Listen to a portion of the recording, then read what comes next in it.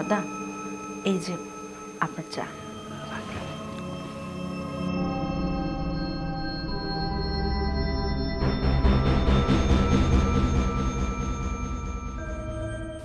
চিনি কমিয়ে দিয়েছি, প্রয়োজন হলে আমাকে বলবেন, আমি আরেকটু বাড়িয়ে চিনি দেব। কিছু লাগলে বলবেন। আজকে 3টা দিন হয়ে গেল, ছোটদের কোথায় গেল তার তো কোনো খোঁজ খবরে পাচ্ছি না। ছোটদের ছাড়া তো আমি এক মুহূর্ত থাকতে পারি না। দেখি একটু বের হয়ে ছোটদের কোথায় আছে। দাদা নমস্কার। নমস্কার। আমার দাদা বড়দা, প্রণাম করো। নমস্কার দাদা।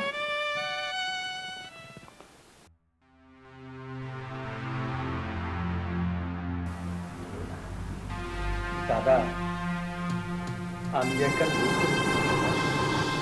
দাদা, আমি ওকে পছন্দ করতাম।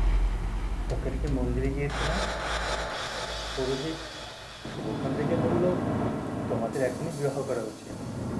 তাই পুরোহিতের কথায় আমি ওকে বিবাহ করে ফেলেছি। দাদা আমাকে ক্ষমা করো, মার্জনা করো দাদা। ঠিক আছে ছোট, তুই তো আমার ছোট, তুই যত বড় অপরাধী করিস না কেন আমি তো মাপ তোকে করব। ঠিক আছে, ঘুমাকে নিয়ে তুই রুমে যা। কি তোমাকে বলেছিলাম না আমার দাদা অনেক ভালো, দাদা কখনো রাগ করবে না। বুঝছো, তো সহযোগিতা আমাকে মেনে নিল। চলো, ঘরে চলো। আসি দাদা। ঠিক আছে।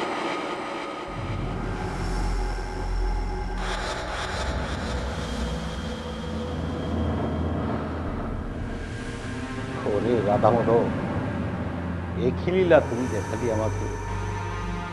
আমি বিয়ে করার আগে তুমি ছোটকে বিয়ে করে দিলে।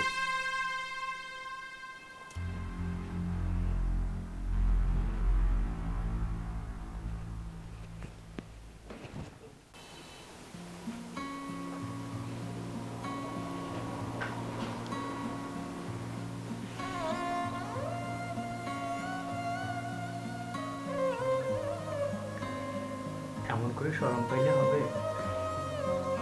এখন থেকে তো তুমি আমার বউ, আমি তোমার স্বামী।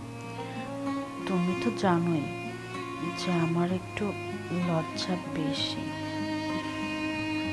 তা তো জানি বটে, কিন্তু একটা কথা তোমাকে করে রাখি, আমার বরটা দাদা কিন্তু বিয়ে করে এখনো বিয়ে করেনি? না। কিন্তু ওনার আগে তুমি বিয়ে করে ফেললে। কি করব, আমি তো ঠাকুরের কথা ফেলতে পারি। ঠাকুর বলল তাই বিয়ে করে ফেললাম। শুনি, তুমি কিন্তু এই ঘরে একমাত্র লক্ষ্মী, সবসময় দাদা দিয়ে খেয়াল রেখো। দাদা যেন কখনো অসম্মান অমর্যাদা না হয়। আরে তুমি যে কি বলো না, তোমার এত চিন্তা করতে হবে না। তোমার দাদা মানে তো আমারও দাদা, তাই না? আমার দাদা যেটা করলে খুশি হবে, যেটা তার ভালো লাগবে, আমি সেটাই করব। তুমি একদম চিন্তা করবে না দাদাকে নিয়ে। আমি জানি তুমি আমার লক্ষ্মী, তুমি কখনো আমার কথা ফেলতেই পারো না। আর আমার দাদাকে আমি অনেক ভালোবাসি, আমি চাই না কখনো আমার দাদার মন ক্ষুণ্ণ হোক। আচ্ছা, সব কিছুই বুঝলাম। আজকে এই ফুলসজ্জার রাতে তুমি কি গল্প করেই কাটাবা, নাকি ফুলসজ্জার রাতটা শেষ করবা? তা তো করবই। হাতটা ধরো। আমার নতুন বউয়ের চাঁদ মুখটা একটু ভালো করে দেখি। এই তো, একটু হাসো। তোমারই দু হাত আমি ভালোবাসায় ভরিয়ে দেব।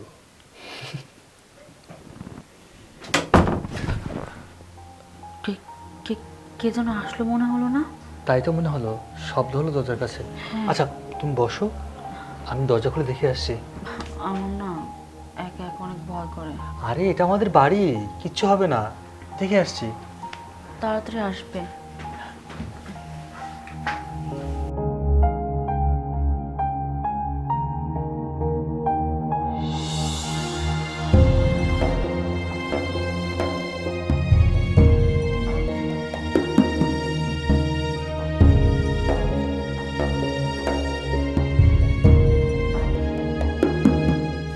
বাইরে কেউ নেই।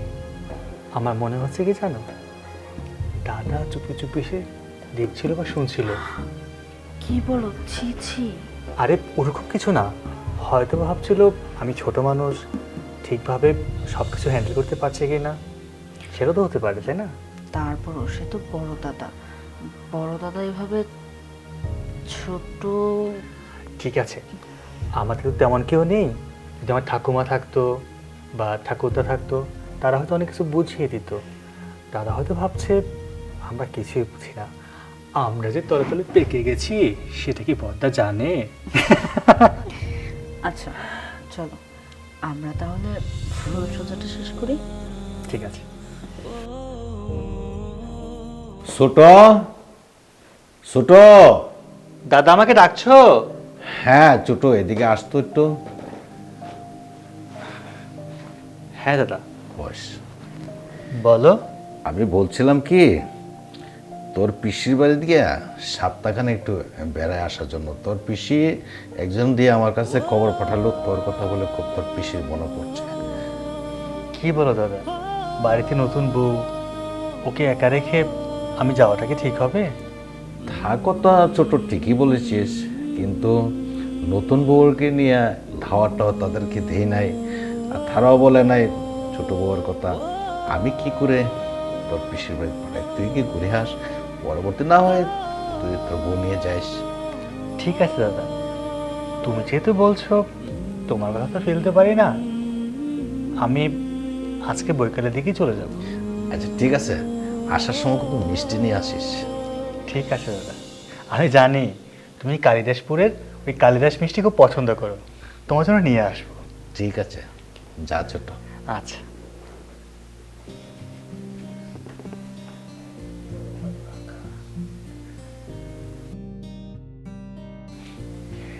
এই তো খেলা জমে গেল, বুড়া ভাই পাকা।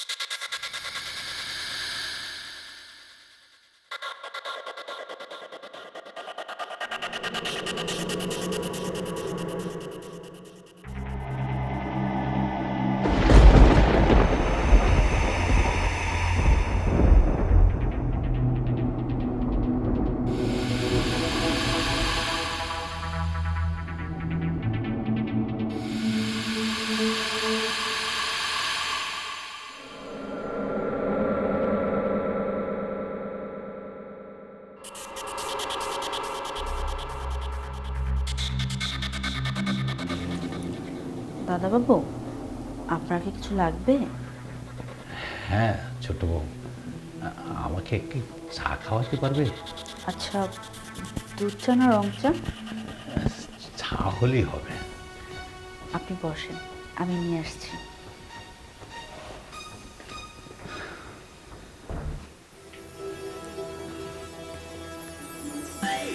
দাদা, এই যে আপনার চা।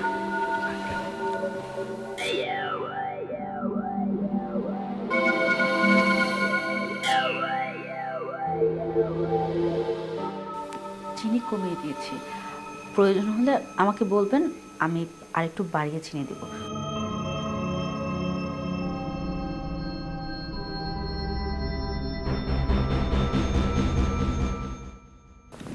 কিছু লাগলে বলবেন। আচ্ছা ঠিক আছে ছোট বউ, তুমি যাও।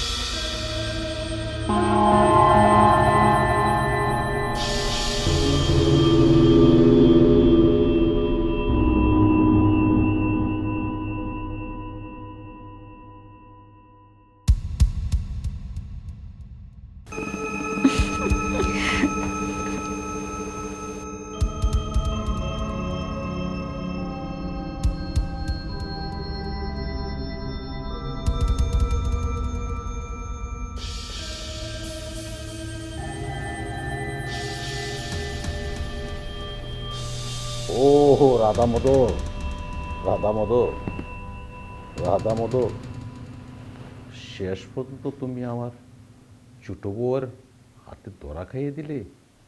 এ কি তোমার লীলা? এ কি তোমার মনে ছিল রাধা মাধব? এ কি তোমার মনে ছিল?